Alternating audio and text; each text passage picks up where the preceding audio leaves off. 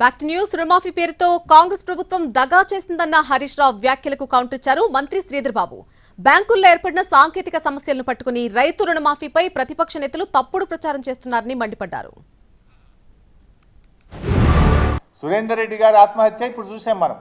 అది దుబ్బాక నియోజకవర్గం సిద్దిపేట జిల్లా చిట్టాపూర్ గ్రామం.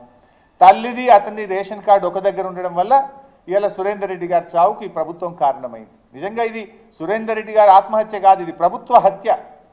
ఈ ప్రభుత్వం చేసిన దగ. ఇలా బాలరెడ్డి గారి కుటుంబంలో 6 లక్షల రుణమాఫీ కావాల్సిన చోట కేవలం 2 లక్షలే అవుతుంది. 4 లక్షల రూపాయలు ఇలా కుటుంబం మీద భారం పడుతుందంటే ఇది ప్రభుత్వం రైతుల్ని దగా చేయడం కాదా? ఇది ప్రభుత్వం రైతుల్ని మోసం చేయడం కాదా అని నేను అడుగుతా ఉన్నా. రైతులకు సంబంధించిన రుణమాఫీ విషయంలో బ్యాంకుల పరంగా ఆలస్యమైతే దాన్ని అడ్డం పెట్టుకుని రాజకీయం చేయడానికి ప్రయత్నం చేస్తా ఉన్నారు. ప్రత్యేకించి ఎవరైనా చనిపోతే శివరాజకీయం చేయడానికి బీఆర్ఎస్ పార్టీకి సంబంధించి చేస్తా ఉన్న ఈ రాజకీయాన్ని ఖచ్చితంగా ఖండిస్తా ఉన్నాం. దాన్ని రాజకీయం చేయొద్దని ప్రతిపక్షాలకు సంబంధించిన ప్రత్యేకంగా టీఆర్ఎస్ బీఆర్ఎస్ సంబంధించిన వారిని ప్రజల పక్షాన మేము మరొకసారి వారికి హితవు చెప్తా ఉన్నాం.